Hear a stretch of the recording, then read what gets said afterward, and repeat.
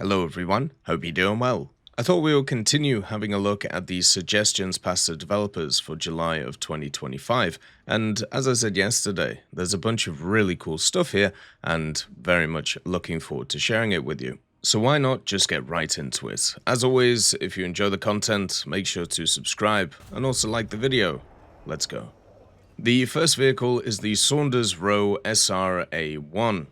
The British interest in fighters that could take off from waterways reportedly goes back as far as the advent of fighter aircraft, with specification N1B in 1916, requesting a single-seat floatplane or flying boat fighter for the Royal Navy Air Service.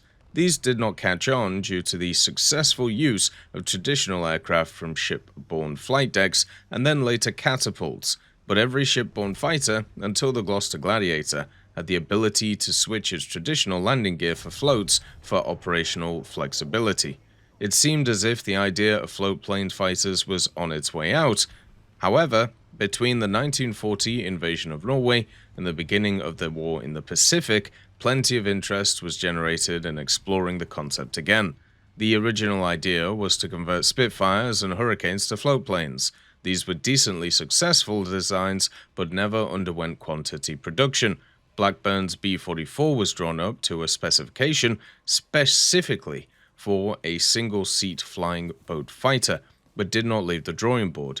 The commitment to land-based and carrier-based fighters was already taxing British production to its limit, and they simply could not afford to pursue something that had no proven utility. While it's said that enemy floatplanes such as the Arado AR-196 and Nakajima A6M2N served as inspiration, it seemed that the idea of a high-performance waterborne fighter was generally dismissed until the advent of turbojet technology.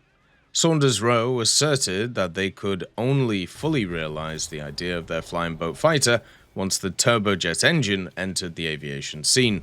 The jet engine eliminated any mechanical complexities that the use of traditional piston engines would cause and promised superior climb and also speed to existing aircraft. It seemed that they were not the only ones enthusiastic about the idea, as in 1944, the Air Ministry drew up specification E644, specifically for the Saunders-Roe jet fighter. The selected Metrovic Beryl engines that would power the new plane had their own problems, and design work was protracted due to other priorities, so the first prototype of the now-named A1 would only fly on the 16th of July 1947. The wartime period of enthusiasm for new designs and also associated funding was gone, and the ceasing of hostilities. Coupled with the fact that jet plane performance was advancing at an unbelievable rate, despite its impressive dive speed of 1,000 kilometers an hour, the A1 would be left in the dust unless it would be re-engined. This would be no small feat, and so no effort was ever really put into doing so.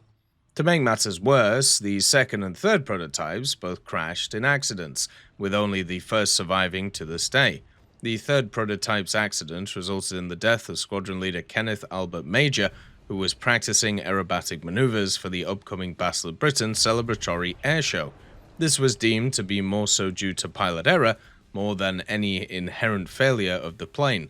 In fact, despite how massive it may seem, the A1 was not significantly larger than the Gloucester Meteor, and only barely bigger than the McDonnell F2H 3 or 4 Banshee. It only appears larger because of the small canopy, which did have very poor visibility, but did not make for cramped conditions due to the cockpit being recessed into the hull. The only real outlier was its height, owing to the flying boat hull shape, and overall its maneuverability and speed were indeed comparable to land-based fighters of its time and design. Despite its smaller size, the A1 couldn't operate from aircraft carriers, and would require seaplane tenders, infrastructure that simply didn't exist and served as another knock against it. For the A1, the final nail in the coffin would come in the form of its Metrovic Beryl engines. The company ceased production on all jet engines, including the Beryl. Without a new power plant, the A1 would simply never be able to enter mass production, and while the idea of revamping it was reportedly floated once the onset of the Korean War jump-started military R&D, it was not taken particularly seriously. The one surviving prototype of the A1 would remain in storage until being passed around through various museums. Its current permanent home is in the hangar at the Solent Sky Museum. The other Saunders-Roe post-war aircraft designs were a series of swings and misses, and the company was eventually merged with Westland Aircraft, despite their expertise in rocketry giving them something of a niche. The vehicle itself is really interesting, and just as a general armament loadout, it would have 4 Hispano Mark Vs and then be able to carry some bombs or rockets, and of course the standard drop tanks. For Japan, we have the Kawanishi N1K4J. The story of this starts from its predecessor, the N1K2J, which was one of the best IJN aircraft, but it also had a lot of problems with engine failures. Therefore, in 1945, the Kawanishi Kokuki KK factory in Naruo decided to convert the N1K2J aircraft, numbered 517 and 520, into new fighters equipped with Nakajima NK9HS Homar 23 engines, and to strengthen their armament with a 13mm cannon in the nose of the machine. The new aircraft was designated the M1K4J and was built and tested before the Japanese surrender. The tests were successful, but the Homar 23 engines were needed by the Army for its Ki-84 aircraft, so mass production unfortunately never began. Basically, the differences between the N1K4J and the N1K2J was the nose was lengthened by 150mm. Instead of the NK9H Homar 21 engine, it used the NK9HS Homar 23 engine with a low-pressure fuel injection system. Also in the nose, there are 2 Type 3 machine guns of the 13.2mm caliber.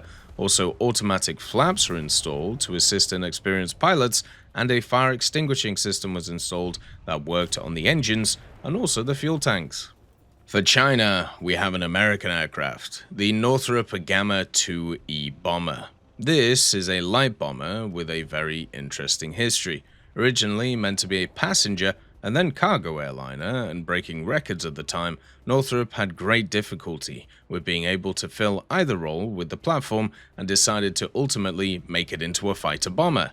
Being produced from 1934 to Nationalist Chinese Air Force took interest in the type, ordering around 150 units, but only producing around 50, with production carried out at the site of the now closed Hangzhou Jianguo Airport. The Gamma 2E type saw service right at the dawn of the Chinese war against Japan and participated in battles such as the Battle of Shanghai. One noteworthy 2E was piloted by Shen Chonghui and Chen Qingshun, and as their plane while flying suffered from some critical issues, instead of ejected from their plane, they dived into the IJN Izumo and used their bombs, causing an ammo detonation, crippling the ship but failing to sink it, resulting in many crew losses on board as their Gamma crashed. Even with the efforts of pilots, they were unable to compete against the sheer numbers of aerial and naval forces that the Japanese had, and the type ultimately resulted in a demise of running out of spare parts for the fleet and being lost to attacks, resulting in the remaining Gammas being grounded and replaced by the SB-2 and other bombers as Allied supplies started trickling in order to fight the Japanese. This vehicle had the Wright SR 1820 F3 engine, which is one you usually don't hear of, and only had a maximum speed of 367 kilometers an hour. It had 2 offensive wing-mounted 7.62mm, and then it had 1 rear gunner, and as a bomb armament, it had a maximum capacity of carrying 762 kilos, and the maximum amount of bombs that could be mounted were up to 10 45-kilo bombs, and technically, this thing could also carry a torpedo. As always, I hope you have a wonderful day, and I'll see you next time. I'd just like to thank GMG Smiley, CD Beans, Chieftain Mike, EMN3 Galaxy, Tulio Pontecorvo, Brendan Quinn, Carrion Crow, Gus Irenicus, Pyman, Wartinder, Teddy, Daniel Stanton, Martinez, B. Young, Ozzy Panzer, Alan Hacker, Liam Shear, Opium Prime, Lafouche, Sem, Aslan, Uncle Bean, and Derek R. for supporting the channel.